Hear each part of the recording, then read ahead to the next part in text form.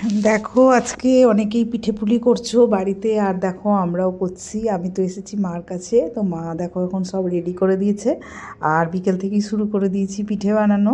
আজকে হচ্ছে পাটিসাপটা, পাটিসাপটাকে দুধের মধ্যে দিয়ে করবো আর কি, দুধ পাটিসাপটা। তো এদিকে দুধ জাল দিচ্ছি, দেখতেই পেলে একদম খেজুর গুড় দিয়ে একদম ক্ষীরের মতো করে দুধটা জাল দিয়েছি। অনেকক্ষণ আগে দুধটা বসানো হয়েছিল। তোমার সেই আমি তো শুয়েছিলাম, মা তো আজকে সারা দুপুরই এইসব করছে। তারপরে সন্ধ্যাবেলায় বললাম যে আমি ভেজে দেবো পাটিসাপটাটা, কারণ মা সকাল থেকে অনেক কিছু করেছে। আর আমি সন্ধে লাগার আগেই ধরো শুরু করে দিয়েছি। তো দেখতেই পাচ্ছ মা সমস্ত রেডি করে রেখেছে।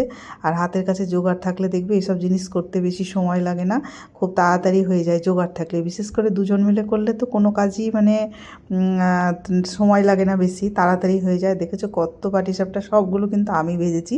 মা সব রেডি করে দিয়েছে আর আমি ভেজেছি। আর দেখো একটা করে দিচ্ছে, আর এইদিকে আবার একটা চাটু দিয়ে দিয়েছি। চাটুতে একটু ভালো করে সেকচি মারান, কিছুটা ভাজা খাওয়ার জন্যও রাখবো, আর কিছুটা দুধের মধ্যে দেবো। আর প্রথম থেকে তো দুধটা অনেকটা জাল দিয়ে রেখেছি, দুধটা পুরো ক্ষীর মতো করে জাল দিয়েছি। তাহলে দুধটা বেশি মানে জাল দিলে না খেতে বেশ ভালো হয়, ক্ষীর পাটিসাপটার মতো আর কি। ক্ষীর মতো কি, ক্ষীর পাটিসাপটাই ধরো, দেখলেই বুঝতে পারবে। পাটিসাপটার ফাইনালি লুকটা তোমাদেরকে দেখাচ্ছি, দেখতেই পাচ্ছ। এবার কড়াইয়ের মধ্যে মা পাটিসাপটাগুলো দিয়ে দিচ্ছে, আর আমি হাতায় করে দুধগুলো গায়ে গায়ে দিয়েছি। দেখেছো দুধটা কতটা ঘন করে ফেলেছি, খুব সুন্দর মানে হয়েছে।